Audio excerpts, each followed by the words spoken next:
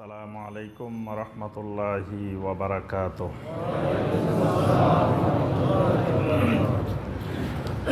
আউযু বিল্লাহি মিনাশ শাইতানির রাজীম।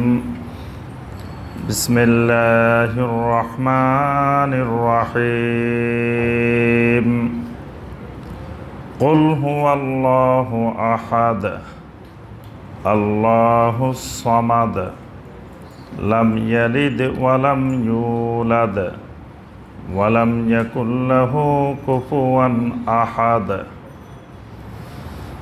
বিসমিল্লাহির রাহমানির রাহিম।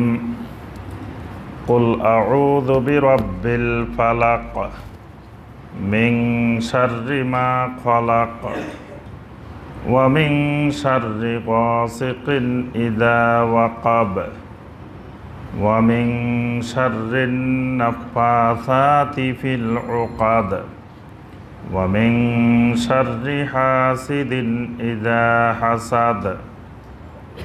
বিসমিল্লাহির রাহমানির রাহিম।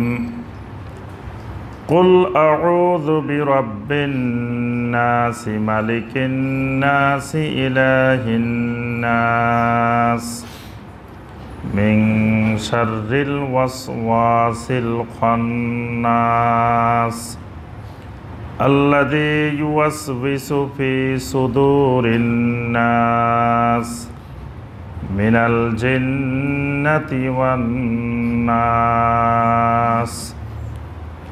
আল্লাহুম্মা সাল্লি আলা মুহাম্মাদিন ওয়া আলা আলি মুহাম্মাদ কামা সাল্লাইতা আলা ইব্রাহিম ওয়া আলা আলি ইব্রাহিম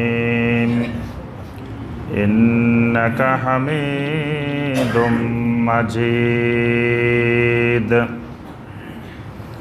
আল্লাহুম্মা বারিক আলা মুহাম্মাদিন ওয়া আলা আলি মুহাম্মাদ কামা বারাকতা আলা ইব্রাহিম ওয়া আলা আলি ইব্রাহিম ইন্নাকা হামিদুম মাজিদ।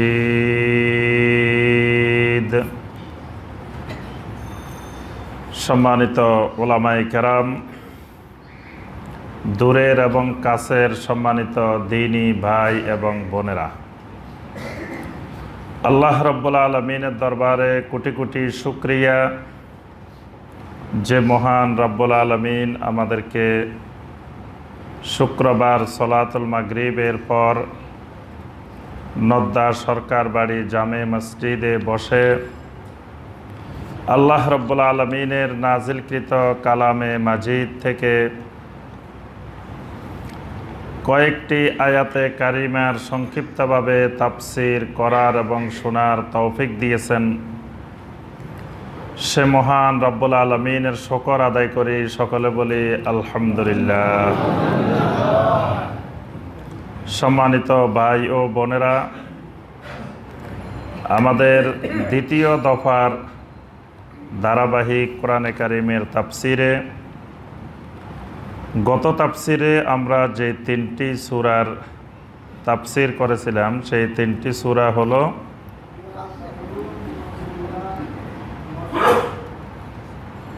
জি আরেকটা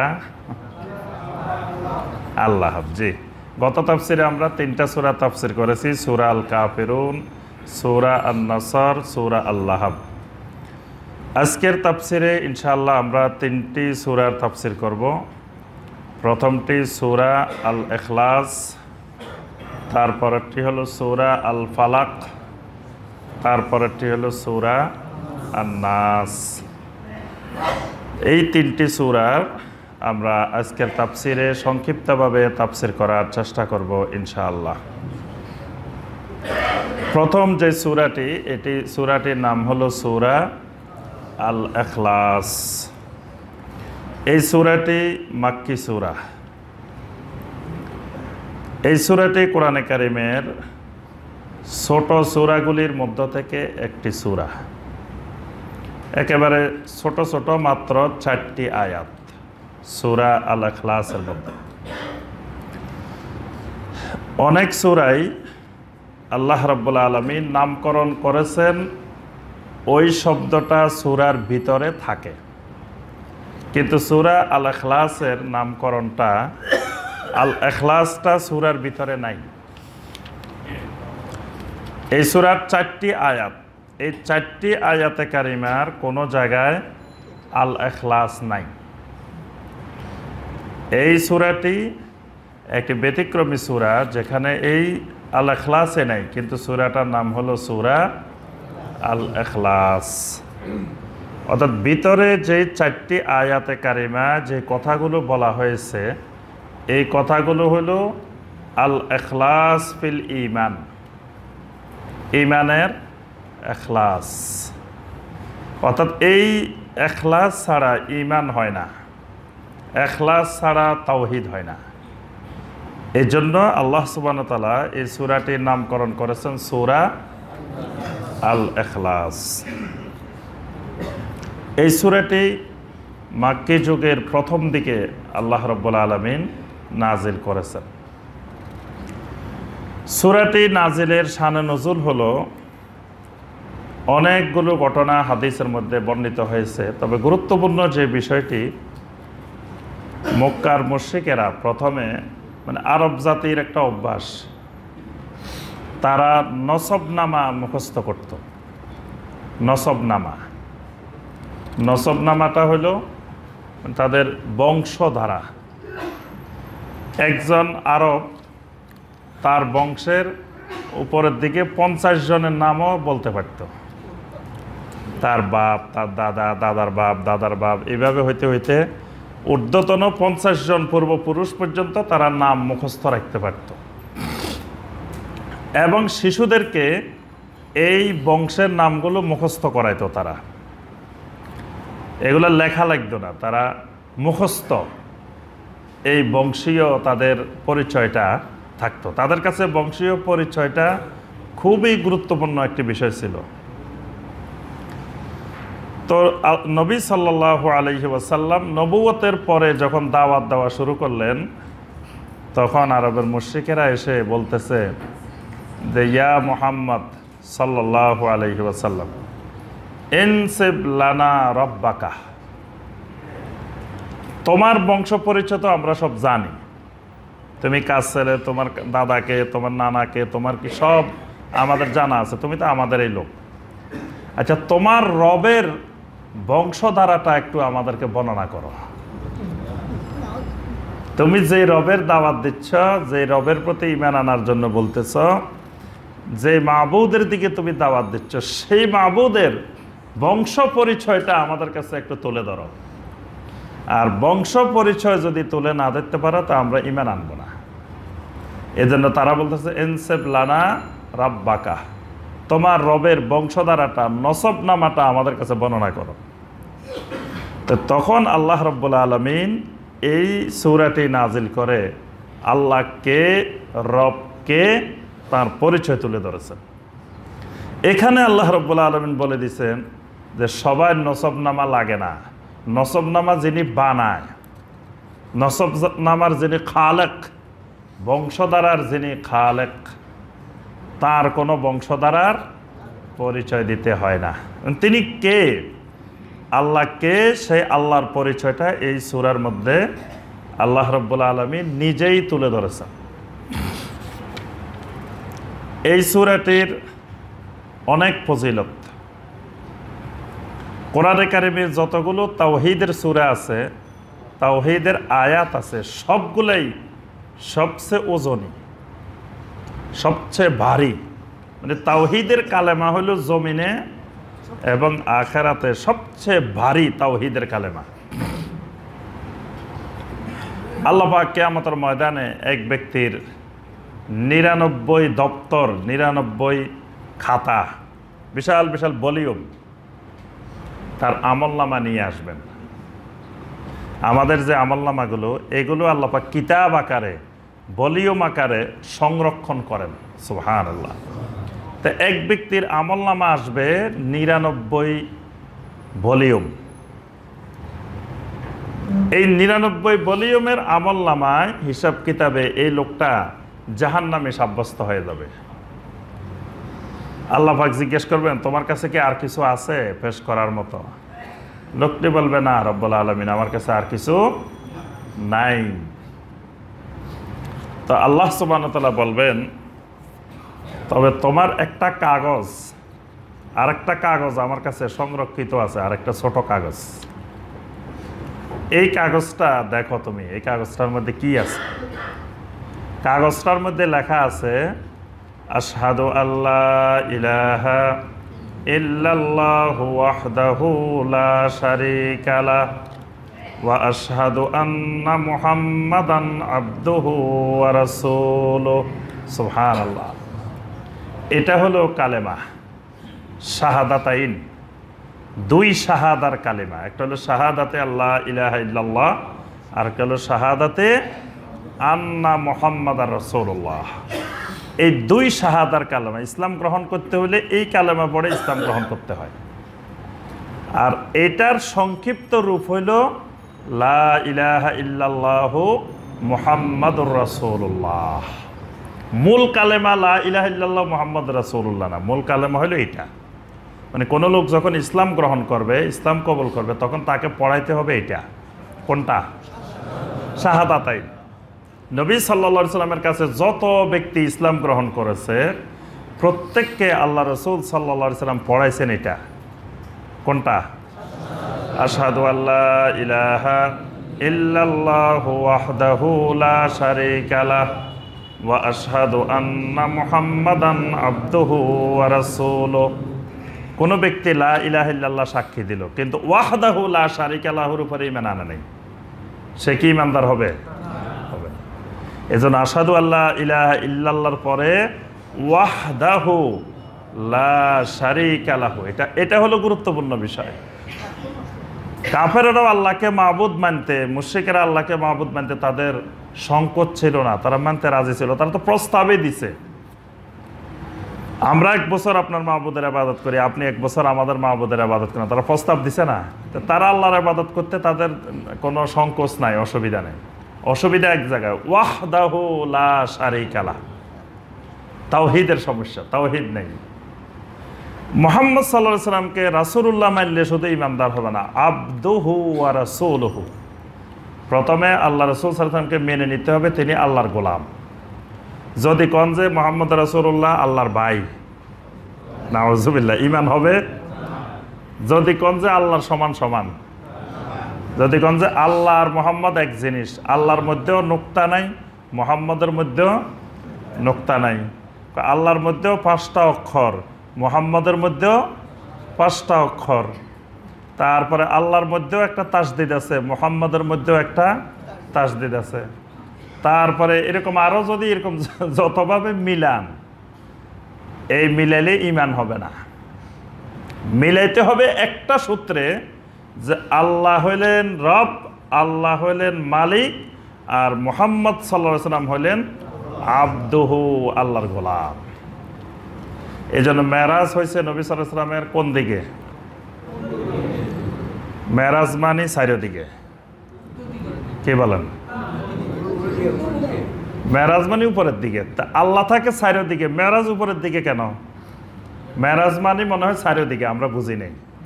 নবী সাল্লাল্লাহু আলাইহি সাল্লামকে মনে হয় চারিদিকে ঘুরাইছে আল্লাহ। কি বলেন? আল্লাহ যদি সব জায়গায়, তো উপরে যাবে কেন নবী সাল্লাল্লাহু আলাইহি সাল্লাম? নবী সাল্লাল্লাহু আলাইহি সাল্লাম তো চারিদিকে ঘুরার কথা নাকি? মেরাজ শব্দের অর্থটাই হলো ঊর্ধ্বগমন, উপরের দিকে উঠা। তা আল্লাহ সুবহানাহু ওয়া তাআলা উপরের দিকে নবী সাল্লাল্লাহু আলাইহি সাল্লামকে নিয়ে গেছেন। এখন নিয়ে যাওয়ার পরে কেউ কেউ মনে করতে পারে যে মনে হয় আল্লাহ আর রাসূল এক জায়গায় এক আরশের উপরে বসে বসে মনে মিটিং করছে। এবং আমাদের দেশে মিথ্যা, জঘন্য মিথ্যাচার আছে যে আল্লাহ রাসূল সাল্লাল্লাহু আলাইহি সাল্লাম নাকি জুতা খুলে রেখে যাইতে লাগছিলেন। আল্লাহ পাক বলছে, খবরদার জুতা খুলবেন না, জুতা নিয়ে আসেন। আরশের উপরে কি নিয়ে আসেন? জুতা নিয়ে আসেন। আল্লাহ রাসূল সাল্লাল্লাহু আলাইহি সাল্লাম আরশে উঠছেন এরকম কোনো দলিল প্রমাণ কোরআন এবং সুন্নাহ আসে নাই। আল্লাহ রাসূল সাল্লাল্লাহু আলাইহি সাল্লাম সিদরাতুল মুনতাহা পর্যন্ত গেছেন। আচ্ছা, এই মেরাজের ঘটনা, ইসরার ঘটনাটা বর্ণনা দিতে গিয়ে আল্লাহ পাক নবী সাল্লাল্লাহু আলাইহি সাল্লামের পরিচয়টা দিচ্ছেন। কি দিচ্ছেন? সুবহানাল্লাযী আসরা বিআবদিহি, মানে যাকে ইসরা করানো হয়েছে তিনি কি আল্লাহর গোলাম। প্রথমেই আল্লাহ পাক এই পরিচয়টা দিয়েছেন, আমি আমার রাসূলকে ইসরা করাইছি, মেরাজ করাইছি, এই পরিচয় দেন নাই। আল্লাহ পাক বলছে সুবহানাল্লাযী আসরা বিআবদিহি, তিনি তার গোলামকে, তিনি তার বান্দাকে ইসরা করাইছেন। অর্থাৎ মুহাম্মদ রাসূলুল্লাহ সাল্লাল্লাহু আলাইহি সাল্লামের প্রথম পরিচয় মুহাম্মদ হলেন আব্দুল্লাহ, আল্লাহর গোলাম, তারপরে পরিচয় রাসূলুল্লাহ। এজন্য কালেমা হলো আশহাদু আল্লা ইলাহা ইল্লাল্লাহু ওয়াহদাহু লা শারীকা লাহু ওয়া আশহাদু আন্না মুহাম্মাদান আবদুহু ওয়া রাসূলুহু। এখানে দুইটা শাহাদাতাইন, এই দুইটা শাহাদাতাইনকে এক বাক্যে, এজন্য এটার নাম হলো কালেমাতুশ শাহাদাতাইন। আমাদের দেশে বলে কালেমায়ে শাহাদাত, শাহাদাতাইন। শাহাদাতাইন মানে বুঝছেন তো, দুইটা শাহাদা। এই দুটার সংক্ষিপ্ত রূপ, এই দুইটা শাহাদাতাইনের লা ইলাহা ইল্লাল্লাহু মুহাম্মাদুর রাসূলুল্লাহ, এটাও শাহাদাতাইন। কিন্তু দুইটা শাহাদাতাইন, কিন্তু জিকির হবে একটার, আরেকটা জিকির হবে না। আমার কথাটা বুঝছেন? লা ইলাহা ইল্লাল্লাহু মুহাম্মাদুর রাসূলুল্লাহ, এক বাক্যে দুইটা শাহাদাতাইন, এটা ওই আগের কালেমাটার সংক্ষিপ্ত রূপ, এটাতে কোনো অসুবিধা নেই। মাঝে মাঝে অনেকে মাঠে ময়দানে দেখি যে মিথ্যা অপবাদ, জঘন্য মিথ্যাচার করে, বলে যে বাংলাদেশে নাকি কারা কালেমায়ে তৈয়বা মানে না, কালেমায়ে তৈয়বা নাকি অস্বীকার করে, কালেমায়ে তৈয়বা নাকি ভেজাল আছে কয়, কালেমায়ে তৈয়বা মানলে নাকি শিরক। সম্পূর্ণ মিথ্যাচার, জঘন্য মিথ্যা কথা। বাংলাদেশে এমন কোনো মুসলিম নাই যে মুসলিম লা ইলাহা ইল্লাল্লাহু মুহাম্মাদুর রাসূলুল্লাহকে অস্বীকার করে, মানে না, এরকম কোনো মুসলমান আমি এই পর্যন্ত দেখিনি, দেখিও নাই, শুনিও নাই। তবে কথা হইল এখানে যে লা ইলাহা ইল্লাল্লাহু মুহাম্মাদুর রাসূলুল্লাহ, দুইটা শাহাদাতাইন একত্রিত করে একটা বাক্য হয়েছে। প্রথম বাক্যের জিকির হবে, পরের বাক্যের জিকির হবে আল্লাহর, জিকির রাসূলের না। এই সূত্রটা মনে রাখতে হবে। এই জন্য রাসূলুল্লাহ সাল্লাল্লাহু আলাইহি ওয়াসাল্লাম বলছেন আফদালুজ যিকরি লা ইলাহা ইল্লাল্লাহ, সবচেয়ে উত্তম জিকির, আফদাল জিকির হলো কি লা ইলাহা ইল্লাল্লাহ। নবী সাল্লাল্লাহু আলাইহি ওয়াসাল্লাম বলেন নাই আফদাল জিকির হলো লা ইলাহা ইল্লাল্লাহ মুহাম্মাদুর রাসূলুল্লাহ। কিন্তু আমাদের দেশে জিকির করাইতে গেলে ওয়াজ মাহফিলে বক্তারা যখন চা খাওয়ার সময় হয়, চা খাবে, পানি খাবে, কিছু খাবে, চা খাওয়া পানি খাওয়া দোষণীয় বিষয় না, খাইতে পারেন, দরকারও, কিন্তু জনগণকে লাগাই দিছেন জিকির করতে। সবাই মহব্বতের সাথে আল্লাহর জিকির করেন, লা ইলাহা, উনি চা খাইতেছে, জনগণ বলতেছে। এখন উনার জিকিরটা তো সম্পূর্ণ হয় নাই, উনি লা ইলাহা বলি ইল্লাল্লাহ বলে নাই। জিকির করলে পূর্ণ বাক্যের করতে হবে, লা ইলাহা ইল্লাল্লাহ। ইল্লাল্লাহ জিকির করা যাবে না, লা ইলাহা জিকির করা যাবে না, জিকির দুটোটা একসাথে এক বাক্যে করতে হবে। এখন বক্তা বলতেছে লা ইলাহা, আর শ্রোতা বলতেছে লা ইলাহা ইল্লাল্লাহ। আবার শেষে দিয়ে আসে কয় লা ইলাহা ইল্লাল্লাহু মুহাম্মাদুর রাসূলুল্লাহ সাল্লাল্লাহু আলাইহি ওয়াসাল্লাম। তো মুহাম্মদ রাসূলুল্লাহ কি জিকির হয়? কি বলেন? কালেমায়ে তৈয়বা ঠিক আছে, কালেমা ঠিক আছে, কালেমায় কোনো সমস্যা নাই, কালেমা এটা সঠিক, কিন্তু জিক্রুল্লাহ হবে আল্লাহর জিকির, মুহাম্মদ রাসূলুল্লাহ সাল্লাল্লাহু আলাইহি ওয়াসাল্লামের জিকির হবে না। শাহাদা, সাক্ষ্য দিতে হবে, ঈমান আনতে হবে। আমি যে কথাটা বলতেছিলাম, এই তাওহীদের কালেমাগুলো এত ভারী, এত ওজন, ওই লোকটার 99 ভলিউমের কারণে সে জাহান্নামী। আল্লাহ পাক একটা কাগজ বের করে দিবেন, যে কাগজে লেখা আছে এই কালেমাটা, বাস আল্লাহ রাব্বুল আলামিন বের করে এই ছোট্ট কাগজটা এক পাশে দিবেন, 99 ভলিউম মিজানের এক পাশে। এই ছোট্ট কাগজটার ওজন 99 ভলিউমের চাইতে বেশি। সুবহানাল্লাহ। আল্লাহ রাব্বুল আলামিন এই লোকটাকে মাফ করে দিবেন। সুবহানাল্লাহ। কিসের কারণে?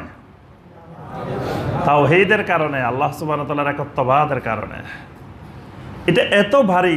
বুখারীর সহিহ আল বুখারীর শেষ হাদিস জানেন তো আপনারা নাকি? বলেন দেখি, সহিহ আল বুখারীর লাস্টের হাদিস কোনটা? হ্যাঁ, কিছুটা হয়েছে, মানে কালেমাতানে খাফিফাতানে আলাল লিসান। নবী সাল্লাল্লাহু আলাইহি ওয়াসাল্লাম বলেন, দুইটা কালেমা এমন আছে এইগুলা উচ্চারণ করতে গেলে একেবারে হালকা সহজ। আর হাবিবাতানে ইলার রহমান, রহমানের কাছে এটা একেবারে খুব প্রিয়, খুব মহব্বত করেন আল্লাহ পাক। সাকিলাতানে ফিল মিজান, মিজানের মধ্যে দিলে এটা অত্যন্ত ভারী, এটার ওজন খুব বেশি। কোন দুটা? সুবহানাল্লাহি ওয়া বিহামদিহি সুবহানাল্লাহিল আযীম। সুবহানাল্লাহ। তাহলে এই দুইটা কিন্তু তাওহীদের কালেমা, তাওহীদের বাক্য, এই জন্য এত ভারী। এবার আসেন আজকের যে সূরা, সূরা আল ইখলাস, এটাও তাওহীদের সূরা। এই সূরাটিকে নবী সাল্লাল্লাহু আলাইহি ওয়াসাল্লাম বলছেন, ইন্নাহা লাতাদিলু সুলুসাল কোরআন। এটা কোরআনে কারিমের 1/3 সমান। সুবহানাল্লাহ। সূরাটা হলো ছোট্ট, একেবারে 4টা আয়াত মাত্র, কিন্তু কোরআনে কারিমের 3 ভাগের 1 ভাগ। তাহলে কোরআনে কারিমের আয়াত সংখ্যা কত? এই যুগে আসিও বলতেছে 6666। এটা তো পুরান আমলের কথা। জি হ্যাঁ, তো 6000-এর উপরে আয়াত আছে। তো 6000-এর উপরে আয়াতের মধ্যে থেকে মাত্র 4টা আয়াত দেখেন, বাকি 6236। 4টা বাদ দিলে আর কয়টা? 6200। আল্লাহ কয় 34। কে কে জানো 34? 36 থেকে 4 বাদ দিলে 34 কেমনে হয়? 6232। দেখেন, 6232টা হলো 3 ভাগের 2 ভাগ, আর 4টা হলো 3 ভাগের 1 ভাগ। সুবহানাল্লাহ। কারণ কি? তাওহীদ। এটা ভালো করে মনে রাখবেন। নবী সাল্লাল্লাহু আলাইহি সাল্লামের নবুয়ত কয় বছর?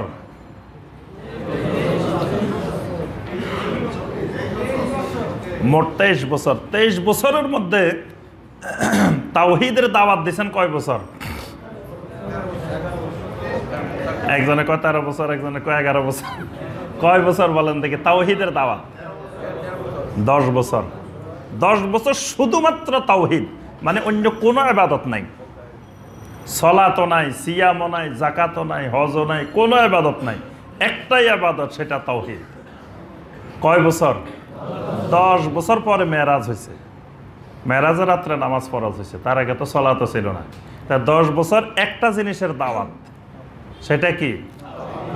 ইয়া আইয়ুহান নাস কুলু লা ইলাহা ইল্লাল্লাহ তুফলিহুন। হে দুনিয়ার মানুষ, তোমরা শুধু বলো লা ইলাহা ইল্লাল্লাহ তুফলিহুন, দুনিয়াতেও সফল, আখিরাতেও সফল। সুবহানাল্লাহ।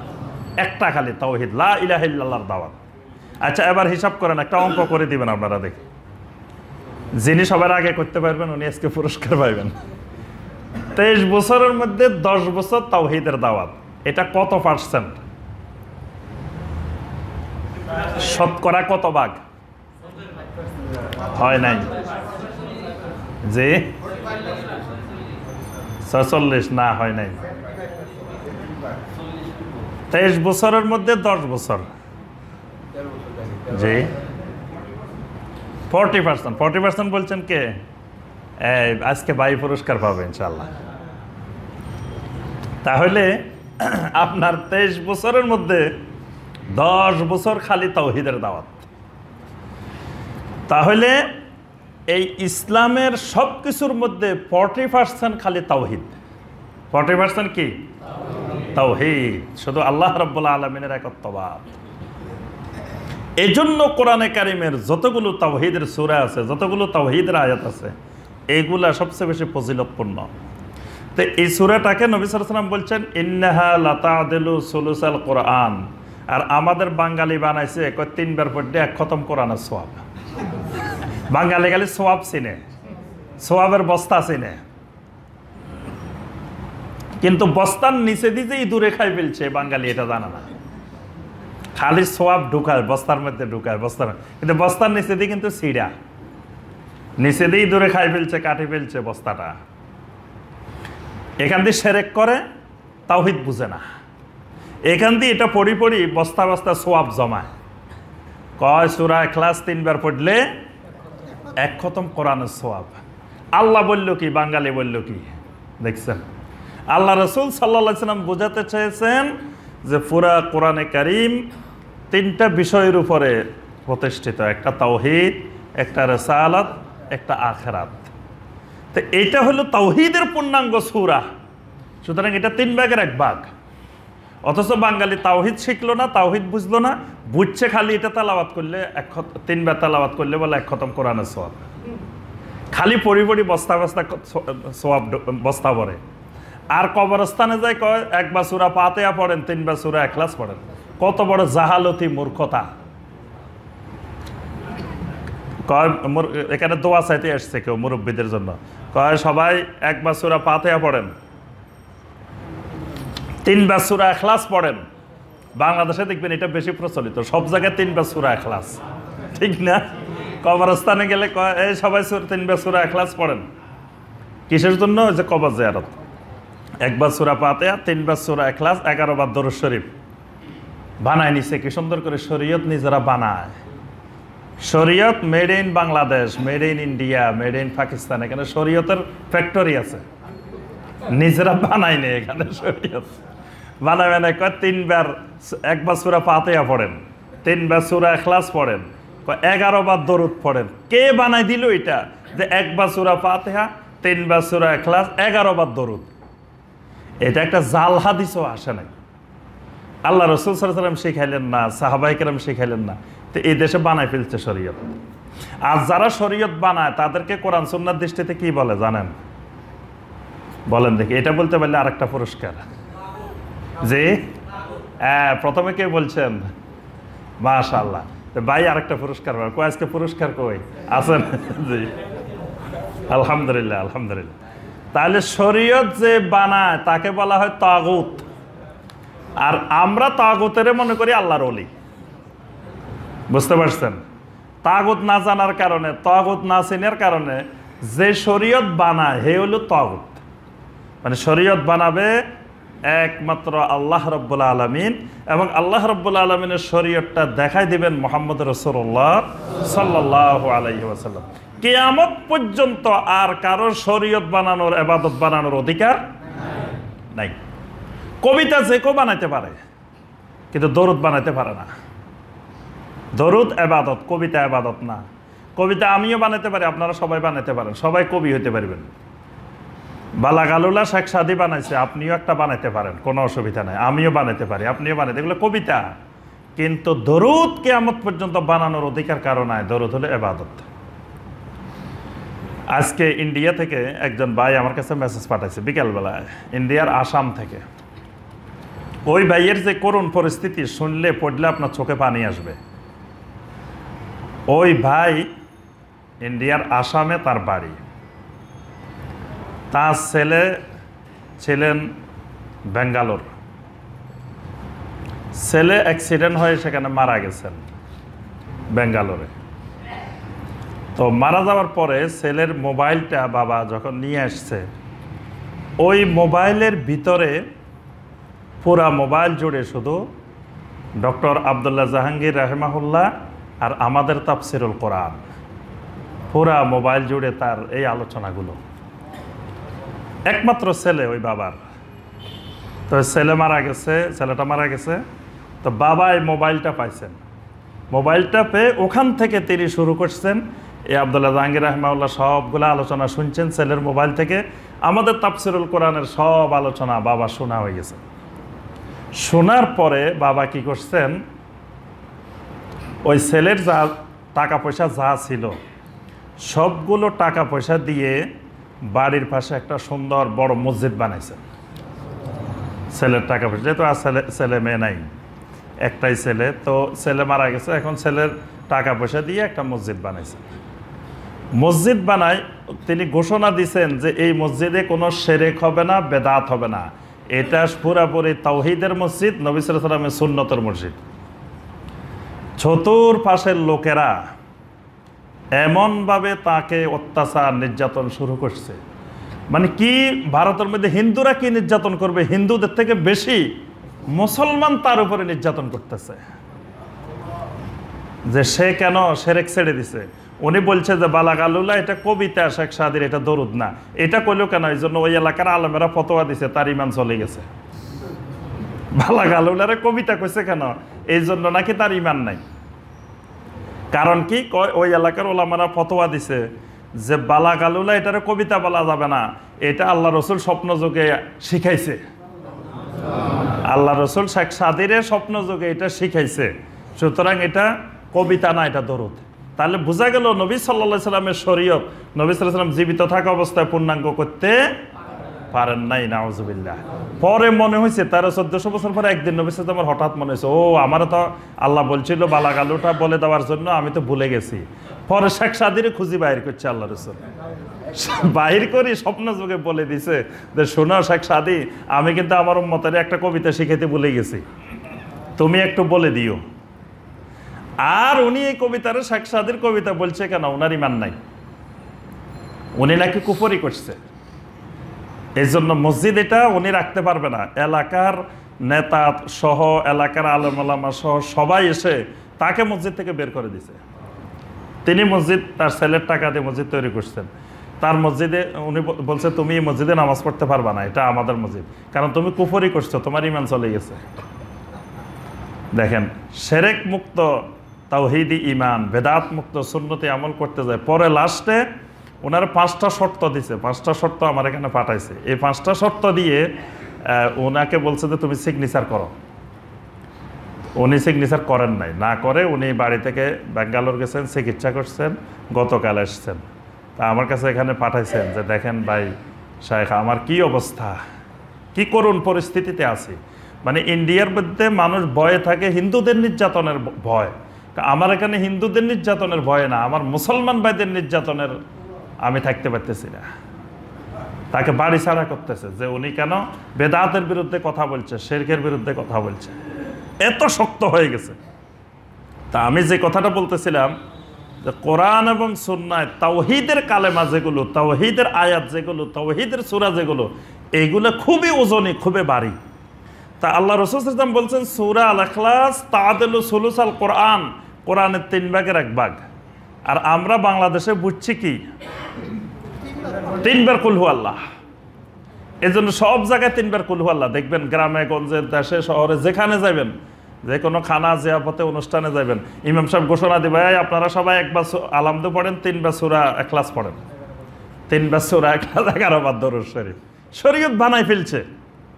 যিনি শরীয়ত বানায় তাকে তাগুত বলে, শরীয়ত বানানোর অধিকার তার নাই। অথচ আমরা মনে করি উনি আল্লাহর ওলি, তাগুতেরও ওই দেশে আল্লাহর ওলি মনে করে। অথচ তাগুতেরা হলো কি, তাগুতেরাও ওলি, তবে তাগুতেরা আউলিয়া ও শয়তান। আল্লাযীনা আমানু ইউকাতিলুনা ফি সাবিলিল্লাহ ওয়াল্লাযীনা কাফারু আউলিয়াউহুমুত তাগুত ফাকাতিলু আউলিয়া আশ-শায়তান। এদেরকে আল্লাহ বলছে আউলিয়া ও শয়তান, শয়তানের আউলিয়া। এরা তাগুত, এরা নিজেরা শরীয়ত বানায়, শরীয়ত বানায় বানায় মানুষকে ওই শরীয়তের দিকে ডাকে। তাহলে সূরা আল ইখলাস তাআদিলু সুলুসুল কোরআন, কোরআনের 3 ভাগের 1 ভাগ। 2টা হাদিসে সূরা আল ইখলাসের ফজিলত বর্ণিত হয়েছে। একটা হাদিসে হলো মসজিদে কুবার সম্মানিত ইমাম একজন সাহাবী, মসজিদে কুবা আছে না, চেনেন তো? মসজিদে কুবায় কেউ যদি ঘরের থেকে যায় সালাত আদায় করে, নবী সাল্লাল্লাহু আলাইহি ওয়াসাল্লাম বলেছেন মান তাতাহহারা ফি বাইতিহি, কেউ যদি তার ঘরে পবিত্রতা অর্জন করে, সুম্মা আতা মসজিদে কুবা, এরপরে মসজিদে কুবায় আসে, ফাসাল্লা রাকাতাইন, 2 রাকাত সালাত আদায় করে, কানা লাহু কাআজরি উমরাহ, তার জন্য আল্লাহ পাক একটা উমরার সমপরিমাণ ফজিলত রেখেছেন। সুবহানাল্লাহ। কুবা মসজিদের মুসল্লিদের প্রশংসা করে আল্লাহ পাক কোরআনের আয়াত নাজিল করছেন, ফিহি রিজালুন ইউহিব্বুনা আন ইয়াতাতাহহারু, এই মসজিদে এমন মুসল্লিরা সালাত আদায় করে যারা পবিত্রতাকে পছন্দ করে। সুবহানাল্লাহ। আল্লাহ পাক আরশে আজিম থেকে তাদের প্রশংসা করছেন।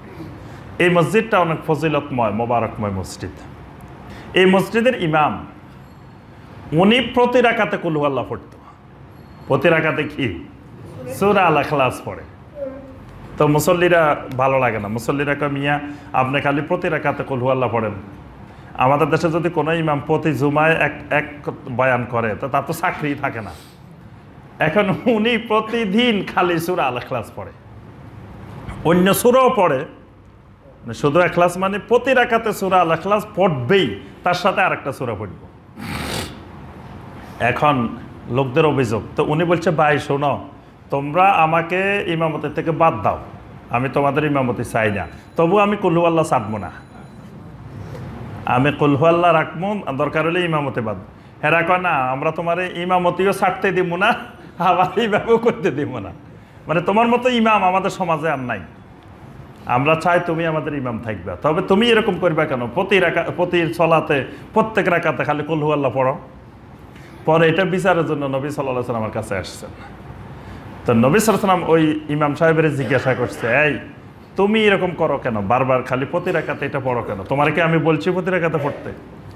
তো ওই সাহাবী বললেন, লিআন্নাহা সিফাতুর রহমান ওয়া আনা উহিব্বু আন আকরা বিহা, এই সূরার মধ্যে আমার রহমানের সিফাত বর্ণনা করা হয়েছে, আমার আল্লাহর সিফাত বর্ণনা করা হয়েছে, আমি মহব্বত করি, আমি পছন্দ করি প্রতি রাকাতে আমার রবের, আমার রহমানের সিফাত আমি পড়ব, এটা আমার কাছে মহব্বত লাগে, আমি ভালোবাসি এটাকে, এই সূরাটাকে, এই জন্য আমি এটা ছাড়তে পারি না। আল্লাহ রাসূল সাল্লাল্লাহু আলাইহি ওয়াসাল্লাম বললেন, আখবিরুহু আন্নাল্লাহা ইউহিব্বুহু, এই সাহাবীকে, এই কুবা মসজিদের ইমামকে সংবাদ দিয়ে দাও, আল্লাহ রাব্বুল আলামিনও তাকে মহব্বত করেন। সুবহানাল্লাহ। সে আল্লাহকে মহব্বত করে, আল্লাহর সিফাতকে মহব্বত করে, এই জন্য আন্নাল্লাহা ইউহিব্বুহু, তাকে খবর দাও আল্লাহও তাকে মহব্বত করে। সুবহানাল্লাহ। আরেকটি হাদিসের সাথে আরেক সফরে এক সাহাবীকে নবী সাল্লাল্লাহু আলাইহি সাল্লাম আমির বানাই দিয়েছেন, আমির। এখন আমির সাহেব যেখানে যায় সলাতের মধ্যে প্রথমে সূরা ইখলাস পড়ে, তারপরে আরেক সূরা পড়ে প্রতি রাকাতে, প্রথমে সূরা আল ইখলাস, তারপরে অন্য সূরা তেলাওয়াত করে। এখন সবার অভিযোগ করছে যে আপনি খালি প্রতি রাকাতে প্রথমে সূরা আল ইখলাস পড়েন, তারপরে আরেকটা সূরা পড়েন। পরে সফর থেকে আসলেন, নবী সাল্লাল্লাহু আলাইহি ওয়াসাল্লামের কাছে সাহাবায়ে কেরাম এই ঘটনাটা বর্ণনা দিলেন। আল্লাহ রাসূল সাল্লাল্লাহু আলাইহি ওয়াসাল্লাম বললেন, হুব্বুকা ইয়্যাহা আদখালাকাল জান্নাহ। সুবহানাল্লাহ। আল্লাহ রাসূল সাল্লাল্লাহু আলাইহি ওয়াসাল্লাম ওই সাহাবীকে জিজ্ঞাসা করছেন, তুমি এটা কেন পড়ো? বলছে, আমি মহব্বত করি, আমি আমার আল্লাহকে মহব্বত করি, আমার আল্লাহর সিফাতকে, আমার আল্লাহর পরিচয়কে আমি মহব্বত করি। তো নবী সাল্লাল্লাহু আলাইহি ওয়াসাল্লাম বলছেন, হুব্বুকা ইয়্যাহা আদখালাকাল জান্নাহ, এই সূরা আল ইখলাসের মহব্বত, এই কারণে আল্লাহ তোমাকে জান্নাতে প্রবেশ করাবে। সুবহানাল্লাহ। যে এটা আল্লাহর তাওহীদের মহব্বত, আল্লাহর একত্ববাদের মহব্বত, এই সূরাকে তুমি মহব্বত করো, এই কারণে আল্লাহ রাব্বুল আলামিন তোমাকে জান্নাতে প্রবেশ করাবে। সুবহানাল্লাহ। কোরআনে কারীমের গুরুত্বপূর্ণ একটি সূরা হলো সূরা আল ফাতিহা। সূরা আল ফাতিহাটা এত গুরুত্বপূর্ণ, লা সলাতা ইল্লা বিফাতিহাতিল কিতাব, প্রত্যেক রাকাতে ফরজ হোক, ওয়াজিব হোক, সুন্নত হোক, নফল হোক, যে নামাজে পড়েন প্রতি রাকাতে কি লাগবে? কেন? এটার মধ্যে কি আছে? এটার মধ্যে তাওহীদ আছে। 3 প্রকারের তাওহীদ একই সূরায় আছে। 3 প্রকারের তাওহীদ একই সূরায়। তাওহীদের 3 প্রকার বলেন। 1 নম্বরে কি? তাওহীদুর রুবুবিয়্যাহ। 2 নম্বরে তাওহীদুল আসমা ওয়াস সিফাত। 3 নম্বরে তাওহীদুল উলুহিয়্যাহ। সূরা আল ফাতিহা এমন একটি সূরা যে সূরার মধ্যে তাওহীদুর রুবুবিয়্যাত, তাওহীদুল আসমা ওয়াস সিফাত, তাওহীদুল উলুহিয়্যাত, 3 প্রকারের তাওহীদ এক সূরার মধ্যে। এই জন্য এই সূরাটা কোরআনে কারিমের মধ্যে এত গুরুত্বপূর্ণ যে প্রত্যেক রাকাতে এই সূরা পড়তে হবে। এরপর আপনার সূরা আল বাকারার প্রথমে আল্লাহ রাব্বুল আলামিন দুনিয়ার মানুষকে যে নির্দেশটা দিয়েছেন সেটা কিসের নির্দেশ? জি না, নির্দেশ নির্দেশ নির্দেশ বুঝছেন তো? কমান্ড, তাওহীদের দাওয়াত। আপনি কোরআনে কারিমের শুরু থেকে তেলাওয়াত করে আসবেন। প্রথম সূরা আল ফাতিহা তেলাওয়াত করবেন, তারপরে সূরা আল বাকারা তেলাওয়াত শুরু করবেন। দেখবেন প্রথম থেকে আল্লাহ পাক কোনো নির্দেশ দেন নাই। আলিফ লাম মিম যালিকাল কিতাবু লা রাইবা ফীহি হুদাল লিল মুত্তাকিন। এরপর মুত্তাকিনদের বৈশিষ্ট্য বর্ণনা করছে, মুত্তাকিন কারা, এদের গুণাবলী কি। তারপরে আল্লাহ পাক বলছে কাফের কারা, কাফেরদের কিছু বৈশিষ্ট্য। তারপরে মুনাফিকদের কিছু বৈশিষ্ট্য বর্ণনা করছেন। তারপরে এসে মুনাফিকদের ব্যাপারে কিছু দৃষ্টান্ত মাসাল উপস্থাপন করছেন। করতে করতে এই 30 নম্বর আয়াত, 20 নম্বর আয়াত, 20 পর্যন্ত আল্লাহ রাব্বুল আলামিন কোনো নির্দেশ দেন নাই। 21 নম্বর আয়াতে এসে সর্বপ্রথম কোরআনে কারিমের মধ্যে আল্লাহ পাক নির্দেশ দেওয়া শুরু করছেন।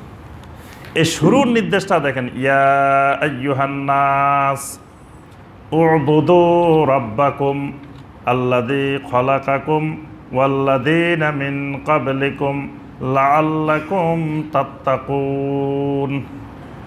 21 নম্বর আয়াত। নির্দেশটা কিসের? তাওহীদুল ইবাদাহ।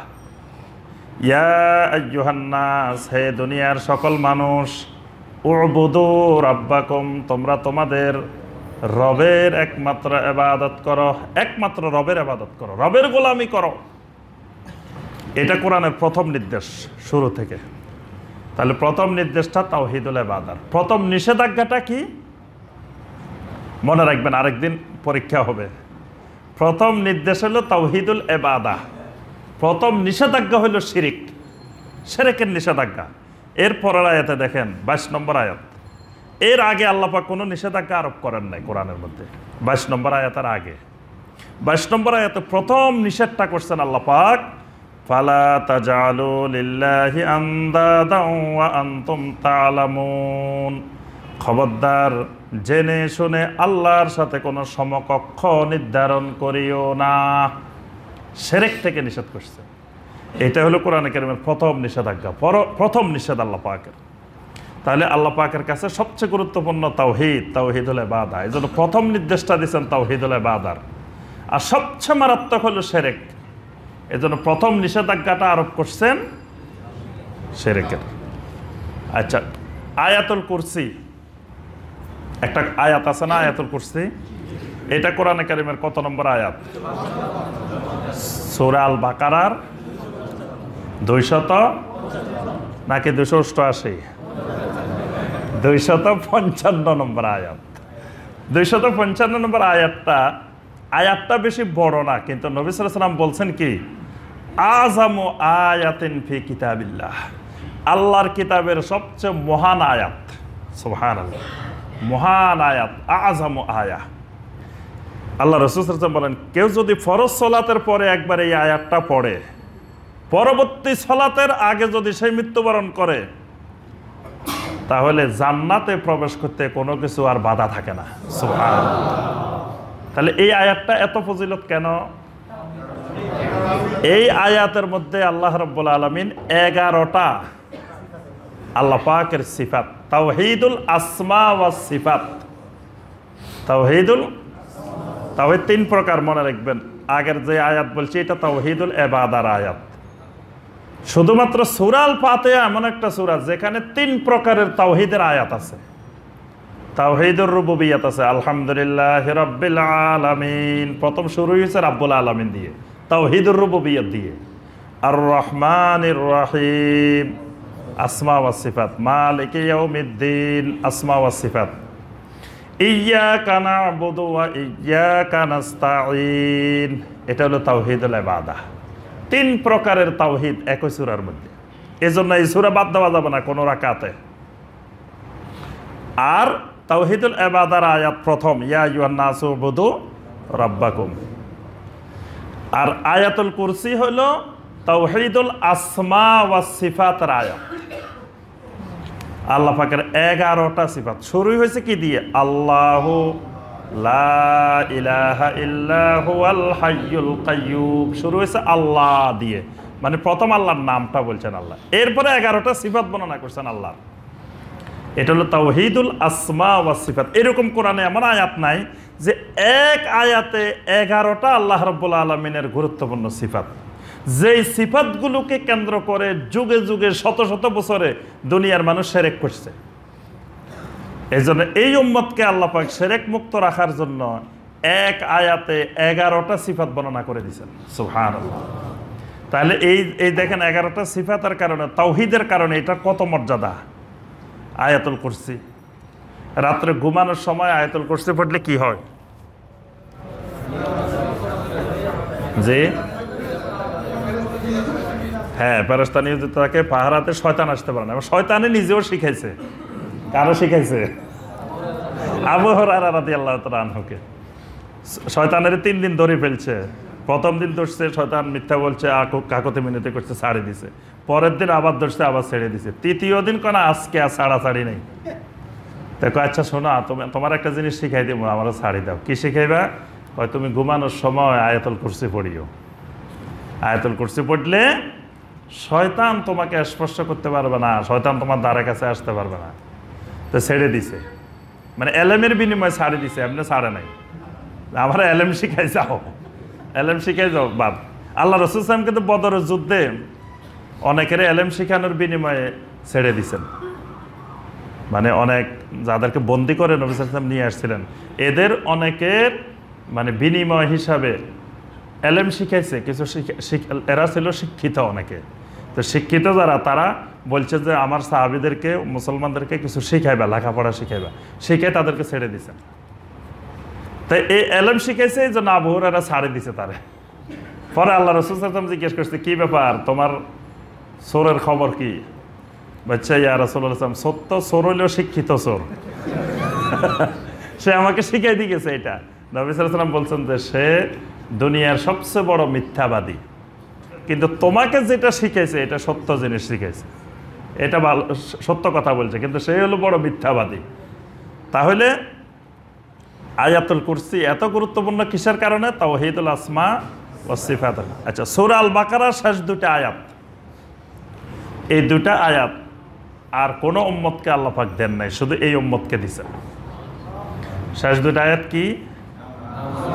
আমানা রাসূলু বিমা উনজিলা ইলাইহি মির রাব্বিহি ওয়াল মুমিনুন কুল্লুন আমানা বিল্লাহি ওয়া মালাইকাতিহি ওয়া কুতুবিহি ওয়া রুসুলিহি।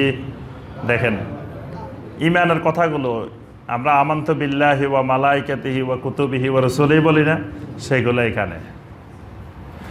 এই ঈমানের বিষয়গুলো, তাওহীদের বিষয়গুলো এই 2টা আয়াতের মধ্যে আছে। এই জন্য এই 2টা আয়াতের এত ফজিলত। এই 2টা আয়াত ঘরে পড়লে শয়তান দ্বারের কাছে ওই ঘরে ঢুকতে পারে না। এই 2টা আয়াতকে শয়তান এত ভয় করে। এরপরে আসেন আপনার কোরআনে কারিমের মধ্যে আরো যতগুলো তাওহীদের সূরা আছে, আয়াত আছে, সবগুলো সূরা আয়াত এরকম খুব ভারী ভারী, খুব ওজন। তোর মধ্যে একটাই তাওহীদের 4টা আয়াত, এই 4টাই পুরা কোরআনের 3 ভাগের 1 ভাগ। সুবহানাল্লাহ। এই জন্য আমার ভাইয়েরা এবং বোনেরা, প্রথম কথা হলো আমাদেরকে আল্লাহ পাকের তাওহীদকে সবচেয়ে বেশি গুরুত্ব দিতে হবে। তাওহীদ মূল। আজকে আমাদের সমাজে তাওহীদ নেই, তাওহীদে বুঝে না, শিরক বুঝে না, শুধু সওয়াব খোঁজে, সওয়াবের বস্তা খোঁজে। বুঝতে পারছেন? মানে ওই বস্তার নিচে দিয়ে ছিঁড়া যা ঢুকায় সব পড়ে যায়, কিন্তু জানা না যে ছিঁড়ে গেছে বস্তা। এই জন্য সূরা আল ফাতিহা আমাদেরকে শিক্ষা দিচ্ছে যে আল্লাহ সুবহানাহু ওয়া তাআলার তাওহীদটাই সবচেয়ে বেশি গুরুত্বপূর্ণ। আচ্ছা, এরপর আসেন ইখলাস।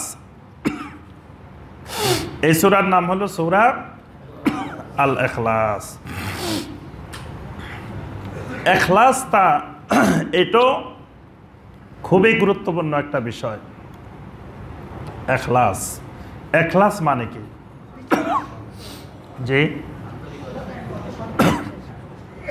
ইমাম ইবনুল কাইয়িম রাহিমাহুল্লাহ বলেন, এখলাসটা হলো হুয়া ইফরাদুল হক সুবহানা বিল কসদে ফিত তাআহ। আল্লাহর আনুগত্য করার ক্ষেত্রে আল্লাহ সুবহানাহু ওয়া তাআলাকে একক করে নেওয়া, এটার নাম এখলাস। অর্থাৎ ইবাদতটা, আমলটা একমাত্র আল্লাহ রাব্বুল আলামিনের জন্য করা, এটাকে বলা হয় এখলাস। কোন ইবাদতের মধ্যে যদি এখলাস না থাকে তো আল্লাহ পাক ওই ইবাদত কবুল করেন না। এখলাসের অভাব হইলে ওই ইবাদত কবুল হয় না। এই জন্য আল্লাহ রাব্বুল আলামিন সমস্ত নবী রাসূলদেরকে এখলাসের নির্দেশ দিয়েছেন। সূরা জুমারের 2 নম্বর আয়াতে আল্লাহ পাক বলছেন, ফা'বুদিল্লাহা মুখলিসান লাহুদ্দিন, হে নবী আল্লাহর ইবাদত করেন তবে মুখলিসান লাহুদ্দিন। খালি ইবাদত করলে হবে না, মুখলিসান লাহুদ্দিন, দিনকে একমাত্র আল্লাহর জন্য নির্দিষ্ট করে নেন, খালেস করে নেন। মানে এখলাস না হলে কোনো ইবাদত হবে না। সরাসরি আল্লাহ পাক নবী সাল্লাল্লাহু আলাইহি সাল্লামকে নির্দেশ দিয়েছেন, আবার সমস্ত মুমিনদেরকে আল্লাহ পাক নির্দেশ দিয়েছেন। সূরা আল বাইয়িনার 5 নম্বর আয়াত, ওয়ামা উমিরু ইল্লা লিয়াবুদুল্লাহা মুখলিসিনা লাহুদ্দিন হুনাফা। আল্লাহ পাক সমস্ত মুমিনদেরকে নির্দেশ দিয়েছেন আল্লাহর ইবাদত করতে হবে মুখলিসিনা লাহুদ্দিন, আল্লাহর জন্য দিনকে খালেস করে, নির্দিষ্ট করে। সমস্ত নবীরা দুনিয়ার মানুষকে ঘোষণা দিতেন, ইন্নী ওয়াজ্জাহাতু ওয়াজহিয়া লিল্লাযী ফাতারাস সামাওয়াতি ওয়াল আরদা হানিফা ওয়া মা আনা মিনাল মুশরিকিন। আল্লাহ পাক এখানে ইব্রাহিম আলাইহিস সালামের ঘোষণাটা তুলে ধরছেন, যে এখানে ইখলাসের ঘোষণা দিতেন যে আমি আমার রবের অভিমুখী হইলাম যিনি আসমান জমিনের খালেক। হানিফা, এই হানিফা মানে মুখলেসা, মানে একনিষ্ঠভাবে ইখলাসের সাথে আমি আমার আল্লাহ অভিমুখী হইলাম। এবং জান্নাতে যেতে হইলে যে ঈমান লাগবে সেই ঈমানের আরকান আহকাম কয় ফরজ বলেন দেখি? কি 13 ফরজ? নামাজের না 13 ফরজ? জি, ঈমানের আরকান হইল 9টি, আহকাম হইল 6টি, 15টি আরকান আহকাম ঈমানের।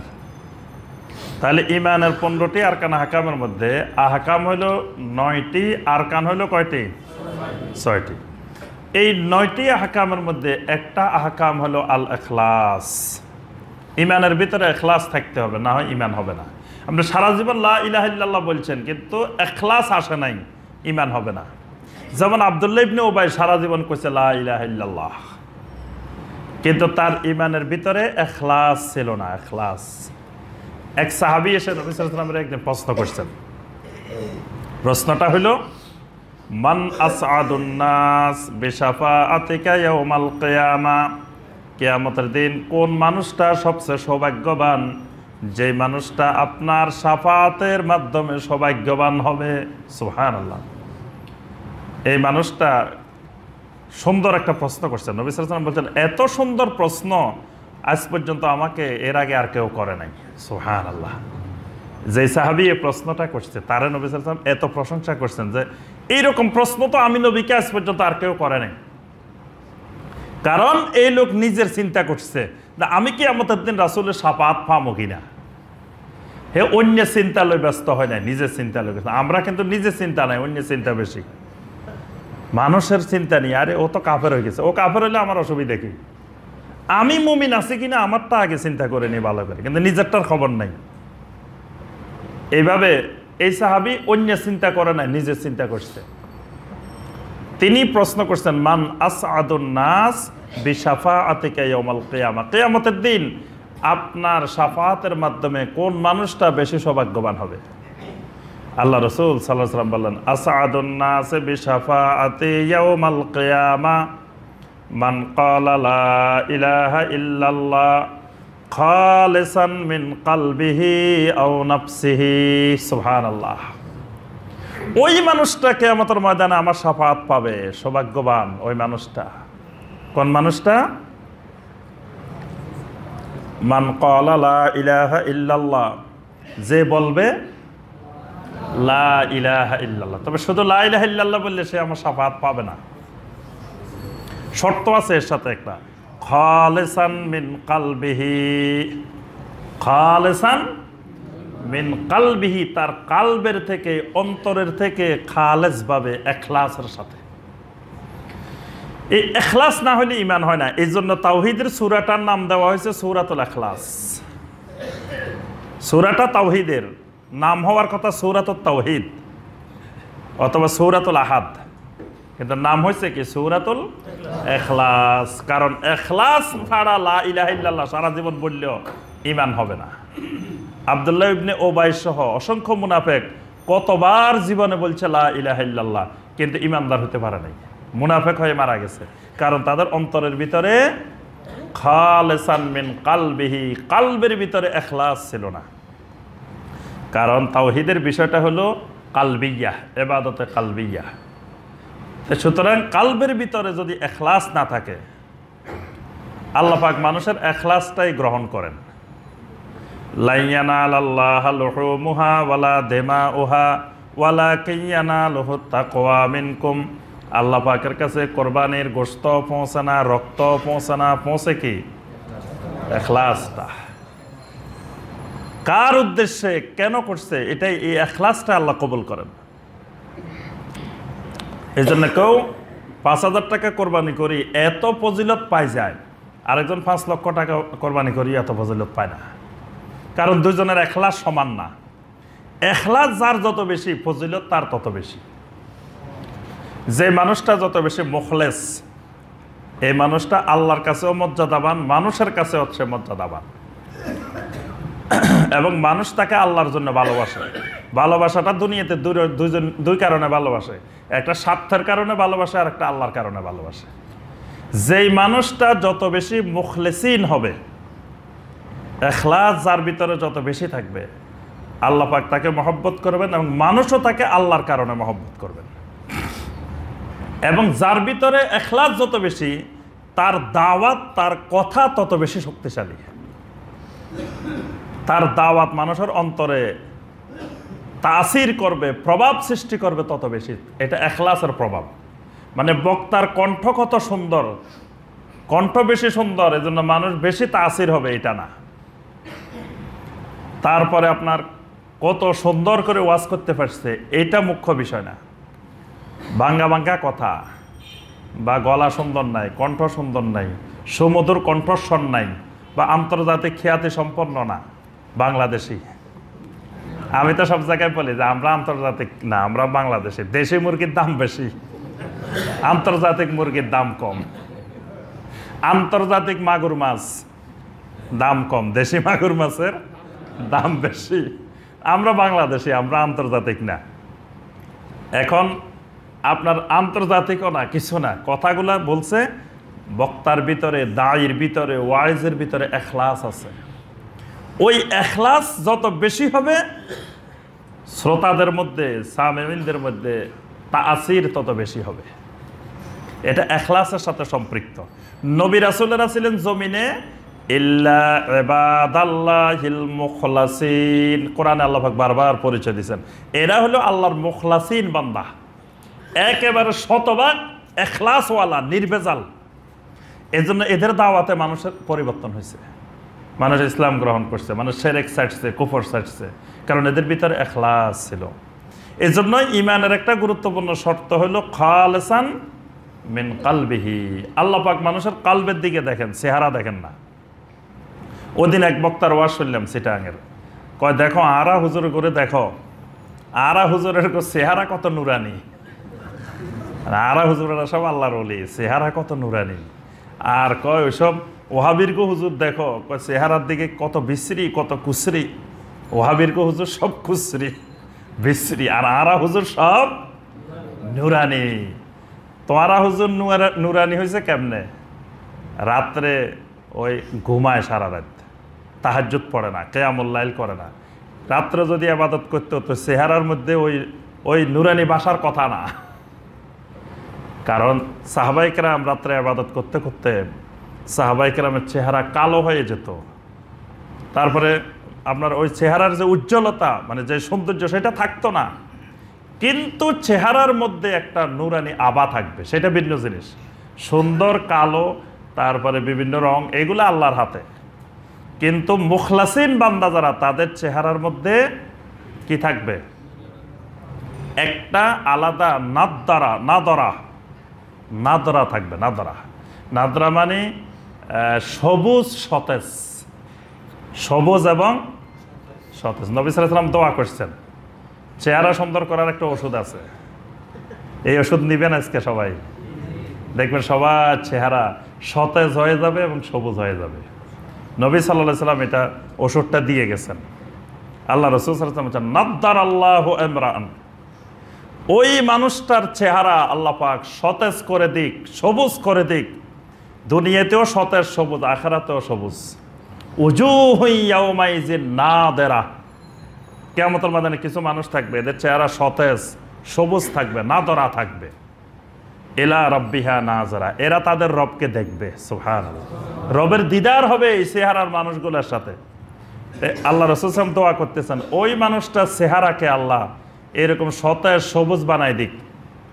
কোন মানুষটা? সামিয়া মাকালাতি, যে ব্যক্তি আমার হাদিস শুনে, আমার কোনো হাদিস শুনল, শোনার পরে ফাহাফেজাহা ওয়া ওয়াআহা, ওই হাদিসটা মুখস্থ করে ফেলছে, এটা সংরক্ষণ করছে। আমার হাদিসটা শোনার পরে এটাকে হেফজ করছে, মুখস্থ করছে এবং এটাকে সংরক্ষণ করছে। ফাবাল্লাগাহা, এরপরে আমার হাদিসটা অন্য মানুষের কাছে তাবলীগ করে দিছে, মানে অন্য মানুষের কাছে প্রচার করে দিছে। নবী সাল্লাল্লাহু আলাইহি ওয়াসাল্লাম এই মানুষটার জন্য দোয়া করছেন। তাহলে চেহারা সুন্দর করতে হইলে হাদিস মুখস্থ করতে হবে আর হাদিসের তাবলীগ করতে হবে। বুঝতে পারছেন? হাদিস যত বেশি মুখস্থ করবেন, চেহারা তত সুন্দর হয়ে যাবে। সুন্দর মানে ফর্সা হওয়া না, কালো মানুষ, কিন্তু চেহারার মধ্যে আলাদা একটা উজ্জ্বলতা আল্লাহ পাক তৈরি করে দিবেন, আলাদা। এটা হাদিসের বরকত, এটা নবী সাল্লাল্লাহু আলাইহি ওয়াসাল্লামের দোয়া, যে হাদিস মুখস্থ করবেন যত বেশি এবং হাদিসের তাবলীগ যত বেশি করবেন, তত চেহারার উজ্জ্বলতা বৃদ্ধি পাবে। তাহলে আমরা যে কথাটা বলছিলাম, আল্লাহ পাক মানুষের চেহারা সুন্দর না কালো, ফর্সা না কালো, এগুলো দেখেন না, দেখেন কি? কুলুবিকুম, কলবের দিকে তাকান। আল্লাহ পাক বেলালের চেহারা কিরকম? ফর্সা দবদবে সাদা নাকি? হ্যাঁ, কুচকুচে কালো, আফ্রিকান মানুষ, কৃষ্ণাঙ্গ যে মানুষগুলো। কিন্তু নবী সাল্লাল্লাহু আলাইহি ওয়াসাল্লাম মেরাজে গেছে, যাই দেখে কি? হ্যাঁ, নবী সাল্লাল্লাহু আলাইহি ওয়াসাল্লাম জান্নাতে হাঁটতেছেন, নবী সাল্লাল্লাহু আলাইহি ওয়াসাল্লামের সামনে দিয়ে হাঁটতেছে, লোকটা দেখা যায় না, লোকটার পায়ের আওয়াজ শোনা যায়। নবী সাল্লাল্লাহু আলাইহি ওয়াসাল্লাম জিজ্ঞাসা করছেন, এটা কার পায়ের আওয়াজ আমার সামনে দিয়ে এরকম শোনা যায়? জিবরিল আলাইহিস সালাম বলেন, এটা বেলালের পায়ের আওয়াজ। সুবহানাল্লাহ, কালো মানুষটার পায়ের আওয়াজ।